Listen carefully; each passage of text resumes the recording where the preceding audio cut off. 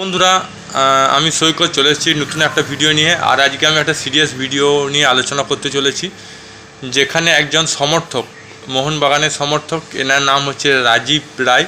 ইনি হাওড়া বাসিন্দা, বয়স 28 বছর বয়স। তো তিনি জামশেদপুরে খেলা দেখতে গিয়েছিলেন। হ্যাঁ, কিছুদিন আগে, 2 দিন আগে জামশেদপুরের সাথে মোহনবাগানের খেলা ছিল। আমি ইস্ট বেঙ্গলের সাপোর্টার, কিন্তু এই ধরনের অসভ্যতামি আমার ভালো লাগে না।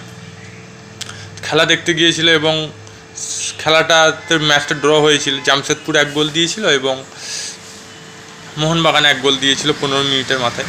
আর 90 মিনিটের মাথায় জামশেদপুর গোল দিয়েছিল, ম্যাচটা ড্র হয়। তো বেচারা খেলা দেখতে গিয়েছিল এবং সে আতঙ্কের মুখে পড়ে।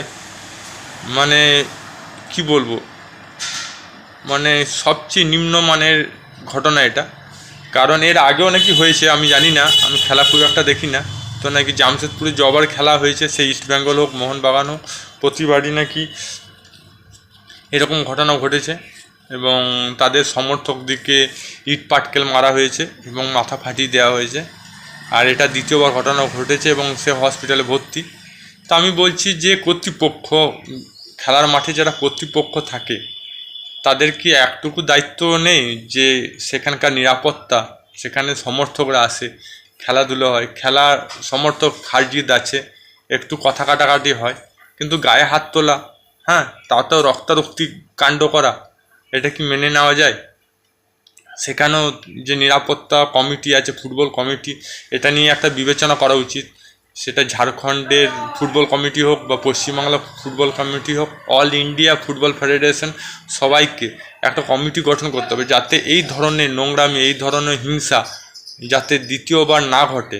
খেলার মাঠে একটা পরিষ্কার পরিচ্ছন্ন পরিবেশ তৈরি হয়, পরিষ্কার পরিচ্ছন্নভাবে খেলা হোক, খেলাতে হার জিত আছে, হাড্ডাহাড্ডি লড়াই আছে, কিন্তু এই ধরনের মর্মান্তিক ঘটনা যাতে আর না ঘটে, সেটা ব্যাপারে আমাদের সজাগ থাকতে হবে।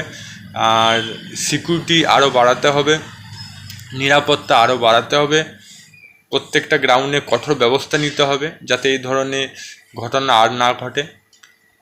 কারণ দেশ এগোচ্ছে, এবার ক্রিকেট খেলা এগিয়ে গেছে, হকি খেলা এগিয়ে গেছে, ফুটবল খেলাকে এই জন্যই বলি যে এগিয়ে নেওয়া উচিত এবং মানসিকতাও একটু পরিবর্তন হওয়া উচিত, মানবিকতা আনা উচিত, হ্যাঁ, আর নীতি শিক্ষা হওয়া উচিত, যাতে সুস্থভাবে আমরা খেলা দেখতে পারি।